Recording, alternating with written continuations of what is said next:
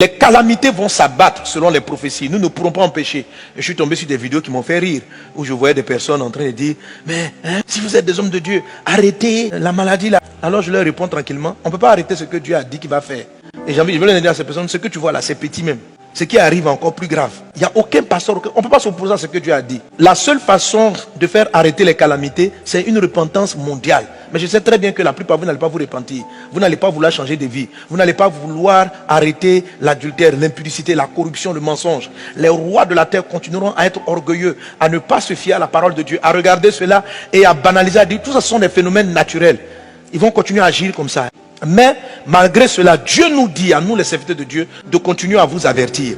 Alors au lieu de regarder que doivent faire les pasteurs, qui doit faire quoi doit faire qui, répands-toi, change de vie. Arrête de sortir avec le monsieur qui sort, qui n'est pas ton mari. C'est pour ça là que les jugements arrivent. Ce sont des prophéties qui sont écrites. Comment Dieu peut nous dire qu'on va connaître des détresses que le monde n'a jamais connues?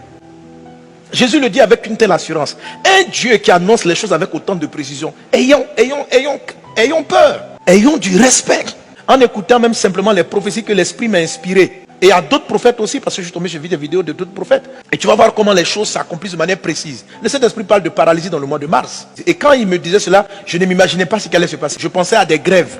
Mais ce n'est pas les grèves. C'est quelque chose qu'on n'avait jamais vu. Donc Dieu est précis. Et Dieu nous dit des choses. Alors si tu tombes par hasard sur cette vidéo, toi qui ne connais pas Jésus, répands-toi. Reviens au Seigneur. Le verset 27 dit, alors on verra le Fils de l'homme venant sur une nuée avec puissance et une grande gloire. Amen. Donc cette grande calamité-là, pour nous les chrétiens, ça annonce que l'enlèvement, le retour de Jésus est pour bientôt. Et moi je suis très content. Est-ce que tu es content que Jésus revienne bientôt? Si tu n'es pas content, tu dois revoir ta vie. Quel est ton problème? Pourquoi tu veux rester sur la terre? Le paradis est mieux. Moi je suis un militant actif du retour de Jésus. Chaque fois que je prie, je dis Seigneur, finissons cette histoire, viens maintenant. Et quand je lui dis viens, il dit mon fils, il reste une chose. Je dis quoi? Que le monde entier soit évangélisé. Va, parle de moi, c'est la grande moisson. Donc je suis déterminé à garder la moisson, amen. Et à garder ma vie dans la crainte de Dieu. Pour que ces plaies-là ne nous atteignent pas et que l'évangélisation puisse aller de l'avant. Donc tous ces signes annoncent le retour de Jésus. Est-ce qu'on est ensemble? Alors, la première attitude, combat Amalek avec les armes naturelles. Je reprends. Combat Amalek avec les armes naturelles. Mais avant de développer ça, tu as remarqué le texte, il est dit, c'est lorsque Moïse levait la main que Josué avait le dessus. Lorsque Moïse baissait la main, Amalek avait le dessus. Donc, la guerre physique se passait dans la vallée. Mais la victoire ne venait pas de la vallée. La victoire était prise sur la montagne. C'est la posture ou la position des bras de Moïse qui déterminait la victoire ou la défaite sur le terrain. Je suis en train de te dire que la vraie victoire, pendant que les scientifiques sont en train de faire des efforts, ça c'est la bataille dans la vallée, pendant que les gens sont en train de travailler, c'est qui va amener les gens à trouver le remède, à trouver les solutions. C'est ce qui se passe sur la montagne. Car tant que nos mains sont levées, les scientifiques vont avancer dans leurs recherches et les solutions seront trouvées. Si nous baissons les mains, ils vont voir que, on dit le virus là a muté. On pensait qu'il était à gauche, or maintenant il se trouve à droite. Et il va se manifester avec plusieurs complications. Donc, Amalek même dans la vallée avait l'impression que son vrai adversaire c'était Josué avec l'armée. Mais son vrai adversaire était caché sur une montagne. Est-ce qu'on est ensemble? Et c'est la raison pour laquelle, chrétiens, vous ne devez pas sous-estimer votre rôle. En train d'être là sur les journaux, en train de voir, est-ce que tel médicament soigne? Est-ce que tel médicament? Je t'assure que si Amalek n'a pas été vaincu, on va dire c'est la chloroquine. Mais après les gens vont commencer à dire, il se trouve que la chloroquine ne peut plus. Quand la chloroquine ne peut plus, et nous on va être là. Donc ça c'est quand on a arrêté de prier parce qu'on semble avoir trouvé le remède. Et on dit bon, on a trouvé le remède, c'est la chloroquine, donc laissons-nous aller. Tu vas te rendre compte qu'un scientifique va venir te dire, chloroquine ne marche pas. Tu vas dire, encore. Tu vas passer à autre chose. Frère, la chloroquine peut marcher, Yamankou peut marcher, tout peut marcher. Mais la victoire, ce n'est pas ni les piments, ni les Yamankou, ni la chloroquine, ni les vaccins. C'est ce qui va se gérer dans ta prière à la maison. C'est le combat que nous les croyants allons livrer. On n'a pas besoin que les hommes nous acclament. Dans la vérité, à la fin de la bataille, c'est Josué qu'on a acclamé. C'est la stratégie militaire de Josué qui a été célébrée. Mais les hommes spirituels ont compris que la vraie victoire s'est passée dans le monde invisible. C'était la bataille spirituelle. Moïse n'avait pas d'épée, Moïse n'avait pas de bouclier, mais c'est ses bras levés qui déterminaient l'issue de la bataille. Donc, il faut que tu prennes tes responsabilités. C'est en ce sens que la Bible dit, si ces mots-là ne sont pas abrégés, personne ne serait sauvé. Tout le monde allait être malade, mais à cause des élus, pas à cause des docteurs, pas à cause des médecins, pas à cause des pays développés, mais à cause des élus, à cause de toi, à cause de moi, qui avons le sceau de Dieu. Si nous ne nous levons pas, si nous ne faisons pas ce que nous avons à faire, cette maladie ne va que trop durer. Verset 12, le premier malheur est passé, voici il vient encore 2 malheurs après cela. Donc moi c'est ce que j'ai vu, que ce sont des esprits sortis des abîmes qui sont en train d'envahir le monde et envoyer ce type de maladies. Et ce ne seront pas les derniers problèmes. La dernière fois j'ai dit, quand je lisais le texte, je suis arrivé, le premier malheur est passé. Quand il dit voici le second arrive, dans la salle, les gens font hey! Ça dit les gens. Il y a encore d'autres problèmes. Ce n'est pas fini. Ce n'est même pas fini. On va finir avec celui-là. Mais il y a d'autres problèmes qui vont arriver encore. Ok? Pourquoi? Ce que Dieu dit arrive. Ces choses-là doivent être en place pour que l'enlèvement ait lieu. Pour prévenir les nations de se repentir. Et de comprendre qu'elles ne contrôlent rien. Et qu'elles reviennent vers le Créateur. Arrêtez de dire que c'est votre science-là qui a créé la Terre. Les choses que Dieu a créées, vous les découvrez, vous en faites. Ah, nous sommes fiers. On a trouvé un virus. On a découvert le vaccin. Le vaccin, c'est vous qui l'avez inventé. Le terme même que vous utilisez, vous dites découvert, c'est une découverte. Ça veut dire la chose était cachée. Il y a une idée qui est venue dans votre esprit. Et puis vous avez découvert. Mais l'idée là, l'inspiration vient de Dieu. Mais l'inspiration quitte le ciel pour venir à vous. Parce qu'il y a des gens qui sont agenouillés, qui ont levé les mains en train de prier. Et qui parlent à Dieu pour qu'il vous envoie, à vous les Josué qui êtes dans la vallée en train de vous battre, la stratégie de la victoire. Soyez humbles et venez vers le Créateur. Observez l'accomplissement de ces différentes prophéties et répandez-vous, croyez en Jésus. Alléluia. C'est la première attitude. Donc malgré que Moïse devait vaincre sur la montagne, il n'a pas dit, Josué, allez vous reposer. Moi, quand mes mains sont levées, ils vont mourir seuls. Non, non, non, non, non. Donc, pour vaincre les démons des temps de la fin, nous devons utiliser les armes naturelles, scientifiques. Autrement dit, toutes les mesures qu'on a aujourd'hui naturellement pour combattre ce virus, on doit l'utiliser. Hein? Il n'a pas dit, bon, comme la victoire est spirituelle, allez sans épée, allez sans bouclier. Ah, je ne sais pas s'ils auraient gagné la guerre comme ça. Par rapport à ce que nous connaissons aujourd'hui du vide, les remèdes ne sont pas là, mais on a des mesures de protection. Je vous en supplie, ne jouez pas au Joe Black, au gars qui s'en fout de tout. Moi, le sceau de Dieu est dans ma vie, je vais toucher tout le monde. Frère, Amalek va te tuer. Tu vas te faire une fièvre terrible. Il faut te battre sur le plan naturel. Le plan naturel, on dit de respecter des distances entre les personnes. Respecte-les. S'il y a un bus qui est trop bondé, n'y monte pas. Sois prudent. Beaucoup de gens pensent que être prudent est une preuve qu'on a peur. Ce n'est pas vrai. Écoute-moi. Le fait de mettre un pneu de secours dans ta voiture, ça s'appelle de la prudence. Depuis quand quelqu'un met un pneu de secours dans sa voiture en se disant en anticipant, oh, je vais crever en route, je vais crever, tu ne vas pas crever. Ça s'appelle de la prudence. Donc il faut différencier la prudence d'avec la peur. Lave-toi les mains, protège-toi, mets ton masque, respecte la distanciation, etc. Je vous avais dit que dans l'ensemble, selon la prophétie d'Apocalypse 9, il est dit que Abaddon là, va agir pendant 5 mois. Il faut lire le texte. Et dans mon cœur, en tout cas, je crois que ces mots-là vont frapper la terre pendant 5 mois. On a commencé à la mi-décembre, vers le 19 décembre, c'est là qu'on a commencé à découvrir le mal. Il faut compter donc décembre, janvier, février, mars, avril.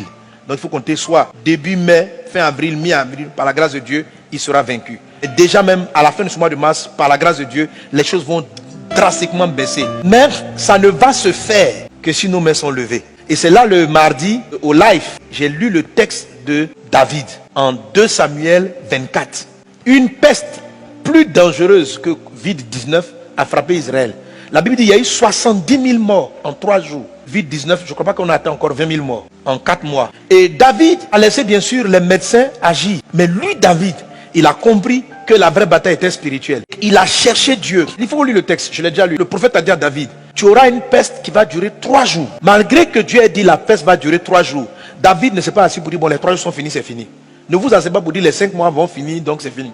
David s'est levé. Il a cherché Dieu. Et Dieu lui a dit, bon, va vers Aravna, à côté de Jérusalem, et bâtir un hôtel. Donc Dieu lui a donné des directions spirituelles. Si nous voulons même pouvoir abréger ou réduire le temps imparti, nous devons jouer pleinement notre rôle spirituel en accomplissant notre part. Amen. Et puis juste pour le confinement, qui est très important, au cas où même la Côte d'Ivoire et les autres pays rentrent dans un confinement total où on ne devra pas sortir. Ésaïe chapitre 26 verset 20. Et on va lire ce texte qui est très important. Va mon peuple, entre dans ta chambre et ferme la porte derrière toi. Cache-toi pour quelques instants jusqu'à ce que la colère soit passée. Verset 21. Car voici l'Éternel sort de sa demeure pour punir les crimes des habitants de la terre, et la terre mettra le sang à nu.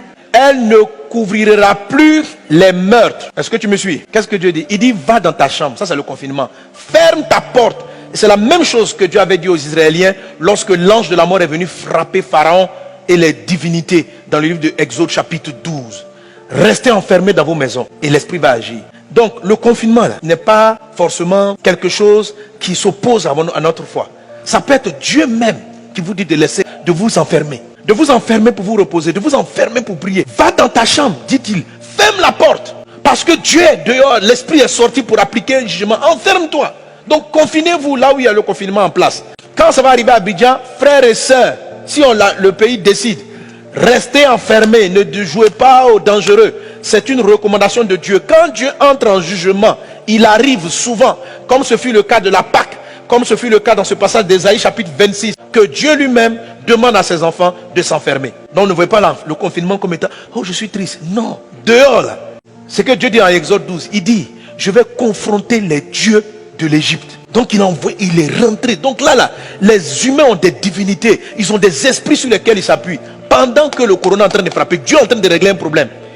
Oui, lisez les 12 plaies, les 10 plaies, pardon. Des plaies ont frappé les Égyptiens, des choses les ont frappé. Certaines d'entre elles ont dit enfermez-vous. Celles-là, n'ayez pas honte, n'ayez pas peur, enfermez-vous. Et quand tu t'enfermes, prie. Quand tu t'enfermes, cherche la face de Dieu. C'est le plan de Dieu. Parce que Dieu est dehors, en train de régler des comptes avec des démons sur lesquels les humains s'appuient, avec lesquels ils sont en train de marcher. Donc n'ayez pas peur de confinement, ne prenez pas ça comme étant un drame. C'est une occasion pour toi de développer ta vie de prière, ta lecture de la parole de Dieu. Ne dis pas si je ne sais pas, je ne peux pas manger. Tu vas manger. Amen. Alors c'est pourquoi je vous dis, vous qui n'êtes pas encore confinés, si vous pouvez, faites vos réserves. Achetez des choses. Battez-vous de manière naturelle contre Amalek dans la vallée. Est-ce qu'on est ensemble? Deuxième chose, Dieu dit à Moïse, monte sur la montagne. C'est la montagne de la prière. J'appelle ça donc, monte sur la montagne de la prière, bâtis un hôtel.